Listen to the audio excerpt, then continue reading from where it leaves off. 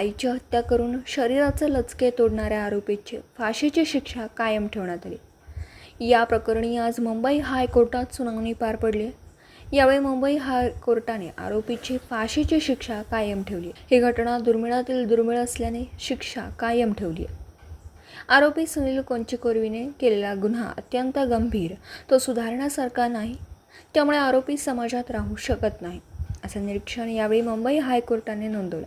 आरोपी सुनील कोंचीकोर्वीने जन्मदात्या आईची दारूच्या पैशांसाठी हत्या केली होती। आरोपी तेवढ्यावरच थांबला नव्हता, तर त्याने आपल्या आईच्या शरीराचे लचके तोडत ते शिजवून खाल्ले देखील होते। कोल्हापुरातल्या माकडावाला परिसरात 28 ऑगस्ट 2017ला ही भयंकर घटना घडली होती।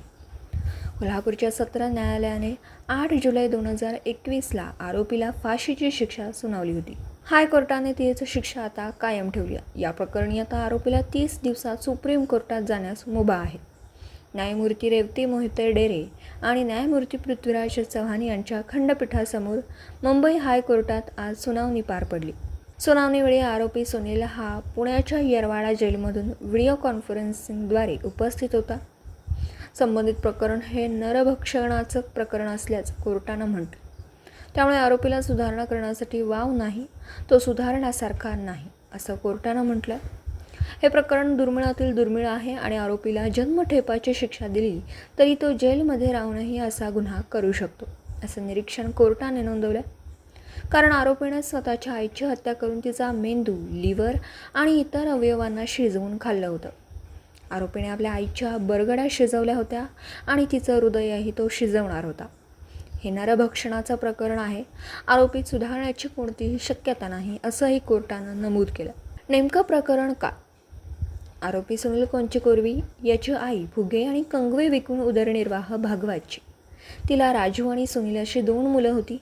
सुनील हा लहान मुलगा होता, त्याला दारूचं व्यसन होतं।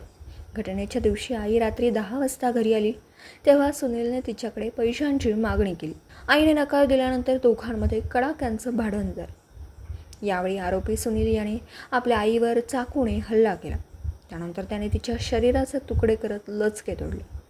घटनेची माहिती मिळताच आजूबाजूच्या लोकांनी तातडीने पोलिसांना याबाबत माहिती दिली। पोलीस घटनास्थळी पोहोचले तेव्हा आरोपी त्याच्या आईच्या हृदयाला शिजवणार होता। पोलिसांनी त्याला अटक केली आणि त्याच्याकडे असणारा चाकूही जप्त केला। या प्रकरणी तब्बल 12 जणांनी साक्ष दिली तेव्हा त्याला शिक्षा सुनावण्यात आली। संबंधित घटना ही 28 ऑगस्ट 2017मध्ये घडली होती।